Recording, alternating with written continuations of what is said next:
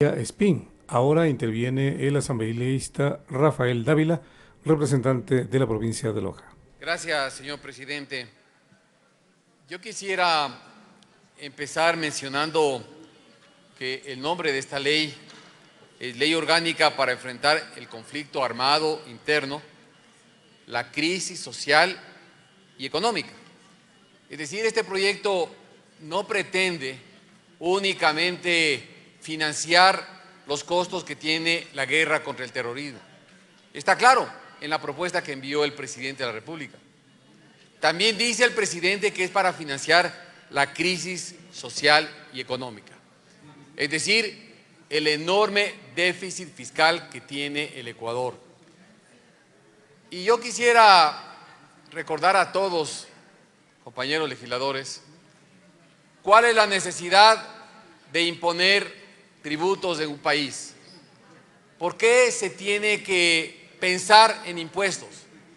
Al final hay una sola explicación: ¿cuál es el nivel del gasto público? ¿Cuánto está gastando el país? Hace un momento decía la asambleísta Sofía Sánchez, decía, si mis ingresos son 500 y mis gastos son 1.500, pues voy a tener un problema. Yo preparé una presentación, no sé si Secretaría me puede ayudar. Presidente, ¿puede usted autorizar que se expongan en las pantallas unos gráficos que estaban listos, por favor? Señor presidente. Se autoriza, se autoriza. Miren, compañeros, esta es un poco la historia quizá de los últimos 20 años, de cómo se movió el gasto total del Estado. Pónganle ustedes mucho cuidado.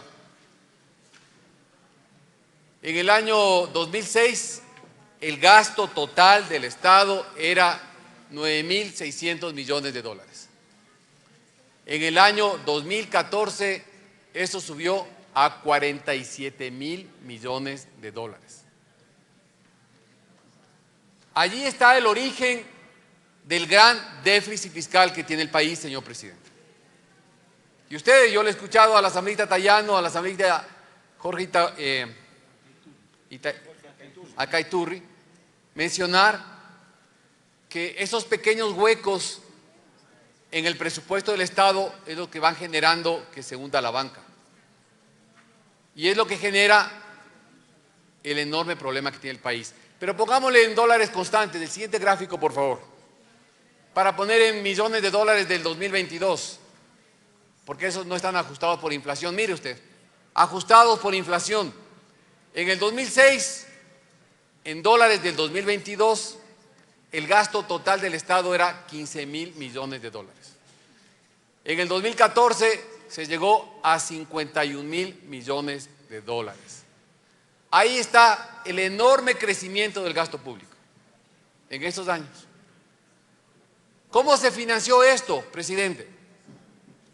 Primero, se creó en el 2009 el impuesto a la salida de divisas. Y es un engaño decirle al Ecuador que el impuesto a la salida de divisas no afecta a los consumidores, a la clase media. El impuesto a la salida de divisas, presidente, significa que cada vez que yo tengo que pagar por una compra en el exterior, tengo que entregar dinero al exterior cuando estoy importando algo, ahí se carga el 5% de impuesto a la salida de divisas. Y en este país, casi todo lo que consumimos los ecuatorianos y los más pobres tiene insumos importados.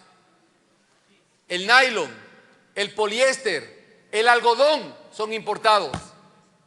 Y cuando se trae insumos para la industria textil, ahí se tiene que cargar el 5%.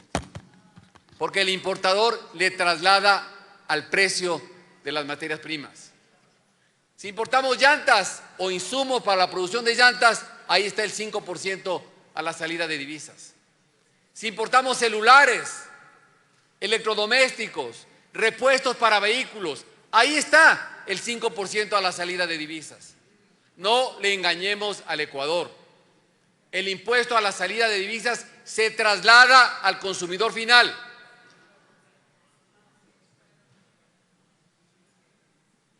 Luego se subieron fuertemente los aranceles, compañeros asambleístas. Se subieron fuertemente salvaguardias para financiar el déficit del Estado. Pensar que hay alguna forma de imponer tributos sin afectar a los consumidores, eso no existe. Restringe el consumo, decía el asambleísta Tayano. Cualquier tributo que ponga va a restringir el consumo, cualquiera. Cualquier tributo que pongamos va a afectar al consumidor final. Siguiente, por favor. Miren el gasto público en remuneraciones. El año 2006, 3.900 millones de dólares. Esto llegó al 2014 a 9.700 millones, 2018 me parece. Eso solamente considerando de enero a octubre, porque del año 2023 solamente hay información hasta octubre. Pero quisiera pasar al siguiente gráfico. Siguiente, por favor. Ahí está, solo hasta el 2022, el gasto público en remuneraciones, en dólares constantes. Es el periodo 2006 al 2014 cuando suben fuertemente las remuneraciones en el sector público. Siguiente gráfico, por favor. Este gráfico, compañeros legisladores, es muy importante.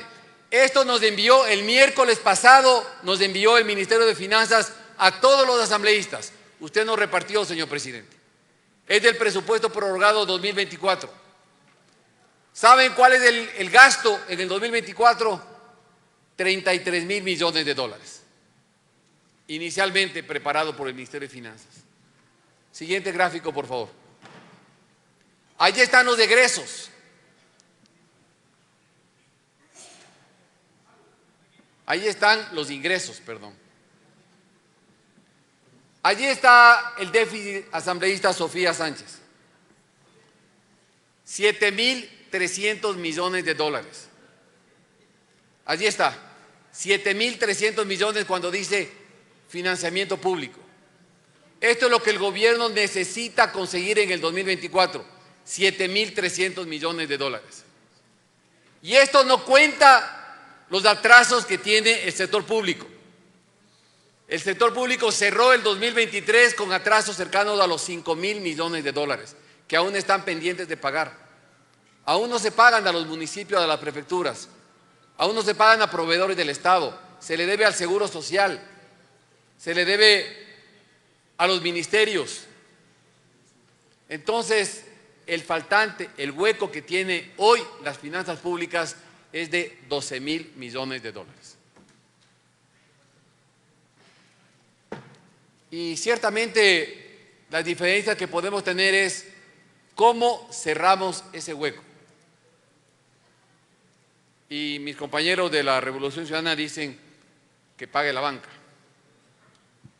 Claro, que pague la banca, que pague la industria cervecera, que pague la industria farmacéutica, que pague la industria minera, que paguen los supermercados, que pague el que gana plata en el Ecuador, que pague buena parte de ese hueco. Estamos completamente de acuerdo. Pero sí suena a odio, a discriminación, pensar en un solo sector. ¿Por qué no fijamos una tabla en la que se paga más impuestos del que más utilidades tiene? Pero todos, porque no solo la banca ha ganado plata, ha ganado las telefónicas, ha ganado las farmacéuticas, las mineras, los supermercados, las gaseosas, las cerveceras. Le queda un minuto, señor asambleísta, por favor, gracias. Y quiero recordar a la asambleísta Paola Cabezas, con todo respeto, mencionaba los incumplimientos de campaña. Yo tengo aquí una grabación que el expresidente Rafael Correa, cuando fue candidato en el 2006, le ofreció al país bajar el IVA del 12 al 10%. Aquí tengo la grabación para quienes quieran escuchar. Él ofreció bajar del 12 al 10%. Y no lo cumplió. Y no le culpo que no cumplió. Lo han hecho todos los candidatos. Y lo han hecho todos los políticos. Porque una cosa es cuando estamos en campaña y otra cosa es cuando nos sentamos a gobernar y entendemos las limitaciones. Hoy yo quiero convocar a todos, señores asambleístas, a que nos llenemos de responsabilidad con el Ecuador.